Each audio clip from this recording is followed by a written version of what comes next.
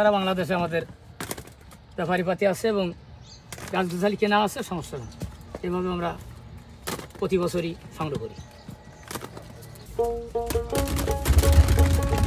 এই তো এইভাবে বেল দিচ্ছি, এই হাউজে বেল দিচ্ছি, এইভাবে বেল দিয়ে পাকানো হবে। এইভাবে বেল দিতে দিতে হাউস সম্পূর্ণ ভরি ফেলাবো, একেবারে ওই পার্টটা যেরকম উঁচু হয়েছে ওই রকম উঁচু হয়ে যাবে সব। এভাবে 500,000 পিস বেল মানে বেল যাবে, 500,000 পিস বেল এই চুলার ভিতরে যাবে একবারে। এখানে 5,000 মতন বেল দিচ্ছি, দিয়ে এখনও পাকানো হওয়ার সিস্টেম করা হচ্ছে। এখন এই হাউজের ভিতরে দিয়েছি, গোছায় গাছে এখন পাতা দিয়ে ঢাকে দেবো, ঢাকার পর চট দিয়ে ঢেকে দেবো, দিয়ে আমরা তাপ দেওয়া শুরু করবো। আমাদের 7 থেকে 8 দিনের ভিতরে পাকিয়ে যাবে মাল।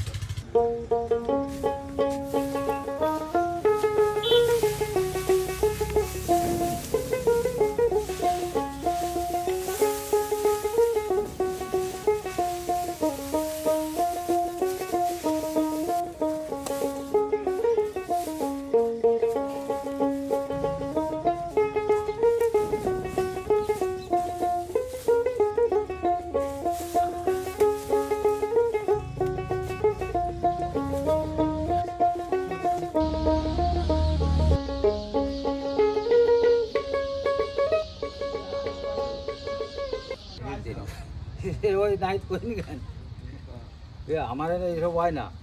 এই কাঠের গুঁড়ো ধোঁয়া দিয়ে বেল পাকানো হয়, কোনো অসুবিধা হবে না তো? আবার কোনো অসুবিধা নাই, এ কোনো ঝামেলা নেই, এর নিজ ঝামেলা, ফরমালিন মুক্ত। ডাক্তাররা পর্যন্ত খাচ্ছে, সবাই খাচ্ছে বেল। এই যে দেখেন এই ধোঁয়া কোন কায়দা দেওয়া হয়, এই যে এইভাবে দিয়ে চুলোর ভিতরে ধোঁয়া দিয়ে এই দিয়ে। বেল আবার পচে যাবে না তো? না না, বেল পচবে না, এ তো লাইন সাইজ করে দেওয়া হচ্ছে, উপরে নিচে কাঠের সোয়ার দিয়ে বিচেলি দিয়ে তার বাঁশের পাতা দিয়ে।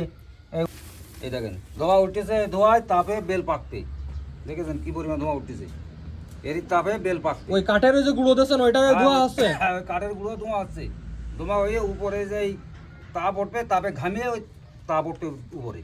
এই কতদিন লাগবে বেল পাকানোর জন্য? 10 থেকে 12 দিন। থেকে হাউজের থেকে আমার মাল পাকে গেছে, এখন আমি পাকা মাল আপনাদের বের করে দেখাবো কিভাবে পাকাইছি, দেখাই আপনাদের খাওয়াবো। খাওয়ার পরে আপনারা বুঝতে পারবেন যে এটা ভালো কি খারাপ, এ সময় আপনার প্রমাণ করবেন। এখন ভেঙে দেবো, দিয়ে বুঝতে পারবেন কি পরিমাণে স্বাদতে। এই যে ভাঙছি, এখন আপনাদের খাওয়াবো। এর ভিতরে কোনো মাখুমের মতন একেবারে কালারটা একেবারে মাখুমের মতন আছে, যেহেতু এখনো গরম, একটু ঠান্ডা না হলে হ্যাঁ এই তার কালার। ওয়াও, একেবারে দারুণ দারুণ। কতগুলো বেল পেকেছে এখানে? এখানে ধরুন 4,000 মতন।